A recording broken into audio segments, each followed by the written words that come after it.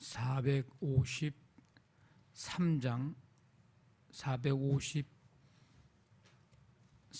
찬송드립니다.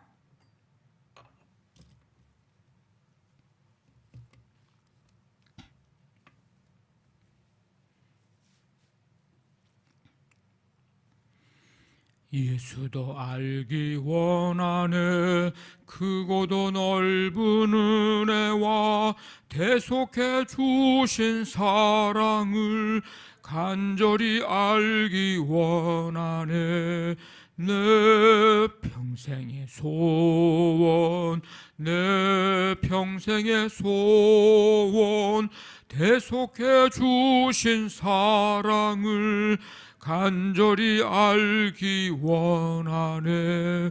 성령이 스승되셔서 진리를 가르치시고 거룩한 뜻을 깨달아 예수를 알게 하소서. 내 평생의 소원, 내 평생의 소원, 대속해 주신 사랑을 간절히 알기 원하네. 성령의 감화 받아서 하나님 말씀 배우니 그 말씀 한 절 한 절이 내 맘에 교훈 되도다. 내 평생의 소원, 내 평생의 소원, 대속해 주신 사랑을 간절히 알기 원하네. 예수가 계신 보좌는 영광에 둘려 있도다. 평화의 왕이 오시니 그 나라 왕성하도다. 내 평생의 소원, 내 평생의 소원, 대속해 주신 사랑을 간절히 알기 원하네. 아멘. 하나님 아버지, 이 한 해의 마지막 제주 주일을 주님 앞에 나와 예배하고 올 한 해 신앙생활을 점검할 수 있도록 말씀을 통해서 우리에게 깨닫게 하시고 하나님 아버지 새롭게 결단할 수 있는 은혜의 시간을 허락해 주셨음에 감사를 드립니다. 거룩한 새 사람으로 살았는지, 용납하고 용서하며 살았는지, 얼마나 감사하며 살았는지 하나님 올 한 해의 삶을 돌아보고 점검하며 또 그렇게 계속해서 살아갈 수 있도록 새롭게 결단하며 소망 가운데 새해를 바라볼 수 있도록 은혜를 주시니 감사를 드립니다. 아버지 하나님, 오늘도 생명 주셔서 하루의 삶을 허락해 주시고 이 한 해를 이제 마무리하는 이 마지막 제주 주간을 지냅니다. 주께서 우리 가운데 임하시고 오늘도 믿음으로 하루의 삶을 시작하며 나아가오니 주님께서 붙들어 주시며 소망 가운데 주님 바라보고 붙들고 의지하고 신뢰하며 믿음으로 살아가는 승리하는 복된 하루가 되게 하여 주시옵소서. 주님, 오늘 이 시간 말씀을 통해서 우리에게 하시는 말씀들 듣고 이 말씀 붙들고 기도할 때에 삶 속에서 하나님 그렇게 살아갈 수 있도록 힘과 능력과 지혜도 더하시고 말씀의 결실을 이루어가는 삶이 되도록 우리 가운데 강력하게 역사하시고 함께해 주시옵소서. 성도들의 가정, 사업장, 직장, 자녀들 오늘도 하나님께서 붙드시며 계획을 가지고 기도하며 하나님의 은혜를 바라보면서 나아가는 성도들의 삶에 하나님의 크신 은혜 베풀어 주시고 길을 열어주시며 든든히 세워주시며 주님과 함께 기쁨과 감사함으로 동행하며 승리하는 하루가 되게 하여 주시옵소서. 오늘 한날의 모든 삶을 주께 맡기오니 주님 인도해 주실 줄 믿사오며 예수님의 이름으로 기도하옵나이다. 아멘. 마태복음 4장 12절부터 25절까지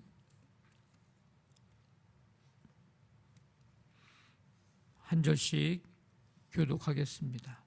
마태복음 4장 12절부터 25절까지입니다. 예수께서 요한이 잡혔음을 들으시고 갈릴리로 물러가셨다가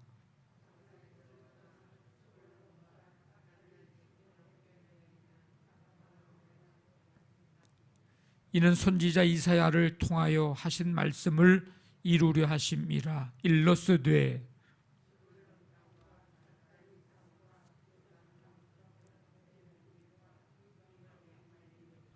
흑암에 앉은 백성이 큰 빛을 보았고 사망의 땅과 그늘에 앉은 자들에게 빛이 빛이었도다 하였느니라.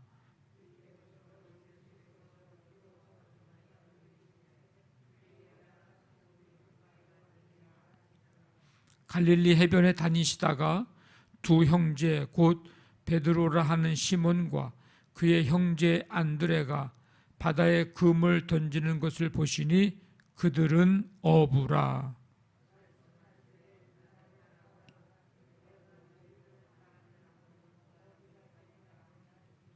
그들이 곧 그물을 버려두고 예수를 따르니라.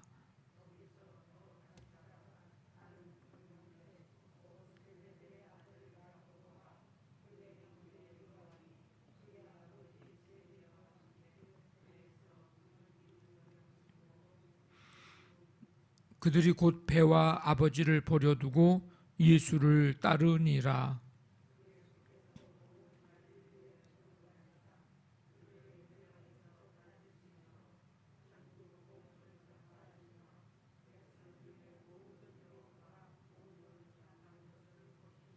그의 소문이 온 수리아에 퍼진지라. 사람들이 모든 앓는 자, 곧 각종 병에 걸려서 고통당하는 자, 귀신 들린 자, 간질하는 자, 중풍병자들을 데려오니 그들을 고치시더라. 갈릴리와 데가볼리와 예루살렘과 유대와 요단 강 건너편에서 수많은 무리가 따르니라. 아멘. 요한이 투옥이 되었음을 들으신 예수님은 이제 갈릴리로 물러가셨고, 이로 인해 예수님의 이제 중심 사역지가 바뀌고 사역의 스타일도 달라집니다. 요단강 근처에서 제자들을 통해 세례를 베푸시던 곳에서 이제 말씀과 치유 사역으로 바뀝니다. 가버나움, 이 가버나움이 이제 예수님의 사역의 중심지로, 마태가 이 지역을 특별히 언급한 것은 아마도 자신과의 연관성 때문인 것으로 그렇게 보여집니다. 혹은 가버나움아, 네가 하늘에까지 높아지겠느냐, 음부에까지 낮아지리라. 네게 행한 모든 권능을 소돔에 행하였더라면 그 성이 오늘까지 있었으리라. 마태복음 11장에 있는 이 말씀을 통해서 볼 때에 가버나움이 특별한 은혜를 입었음에도 불구하고 예수님을 믿는데 실패한 것을 강조하려는 의도인 것으로도 또 볼 수가 있습니다. 어쨌든 가버나움에서 이제 사역을 시작하셨고, 이 사역의 중심지인데 갈릴리 해변에서 그물을 던지고 있던 이 베드로, 안드레 이 형제에게 나를 따라오라, 내가 너희를 사람을 낚는 어부가 되게 하리라, 이렇게 이제 말씀을 하셨습니다. 베드로, 안드레 이 형제, 그리고 야고보와 요한, 여기도 형제입니다. 이 형제가 그물 깁는 것을 보시고 그들도 부르셨습니다. 무리 중에서 잘나고 똑똑한 사람만이 예수님의 제자로 부름을 받는 것이 아닙니다. 이 제자의 부르심, 제자를 부르신 이 부르심은 예수님이 주권적으로 하시는 일입니다. 베드로, 안드레, 야고보, 요한, 갈릴리 해변에서 이제 고기 잡는 사람들, 지극히 그냥 평범한 사람들입니다. 예수님은 지금도, 오늘 이 시대에도 제자들을 부르고 계십니다. 이 부르심에 응답하면 주님의 제자가 되는 것입니다. 멸망의 자리에서 벗어나 구원의 자리로 오라고 예수님은 우리를 부르셨습니다. 동시에 예수님의 제자로 살라고 우리를 부르셨습니다. 예수님을 믿는다고 하는 것은 구원받는 것으로 그치는 것이 아니라 예수님의 제자로 살아야 함을 의미하기도 합니다. 구원받는 것, 제자가 되는 것, 이거는 따로 이렇게 분리해서 떼어놓고서 생각할 것이 아니고, 내가 예수님을 믿는다, 믿음으로 산다, 이 말은 주님의 제자로 살아간다라는 것과 같은 의미, 뗄래야 뗄 수 없는 그런 관계입니다. 제자는 예수님과 동행합니다. 동행. 예수님과 함께하고, 예수님과 같은 마음을 갖고, 예수님과 같은 생각을 하고, 예수님과 같은 말을 하고, 예수님처럼 살기를, 그렇게 되기를 소망하고 되고자 하고, 그게 제자입니다. 우리 모두 믿음으로 살아가는 이 삶이 주님 닮아가고 주님의 제자로 살아가는 삶 되기를 간절히 바랍니다. 예수님은 이 베드로, 안드레 이 형제에게 나를 따라오라, 나를 따라오라 이렇게 명령하십니다. 부르십니다. 그리고 그들을 사람 낚는 어부가 되게 하리라. 왜 따라야 되는지, 왜 와야 되는지, 왜 이 부르심에 응답해야 되는지, 앞으로 뭘 하며 살 것인지, 이런 것들을 말씀하신 거죠. 야고보, 요한도 이 말씀 듣고 따라 나섭니다. 아마 사람을 낚는다는 의미를 이 당시는 제대로 파악을 했을까, 이게 무슨 의미인지를 알고서 예수님을 따랐을까 하는 생각을 좀 해보게 됩니다. 아마 제대로 파악하지는 못했을 것입니다. 어쨌든 예수님의 이 부르심과 이 약속에 믿고 따라갑니다. 우리가 예수님을 따라가는 목적이 무엇인지를 곰곰이 우리는 생각해 봐야 합니다. 예수님의 제자는 예수님의 꿈, 비전, 뜻, 생각, 이것들을 공유합니다. 공유.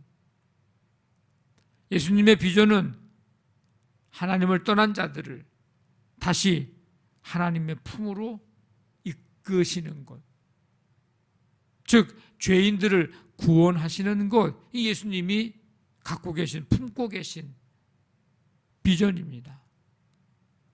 그러면 예수님의 제자는 어떠해야 하는가? 그 비전이 같아야 됩니다. 예수님의 비전은 그건데 나의 비전은 다른 엉뚱한 것에 가 있다. 이거는 다른 거예요. 목적이 다른 거예요. 사람을 낚는 어부가 되는데 관심이 없는 자는 이게 주님의 부르심에 응답하며 사는 삶이 아닌 것입니다.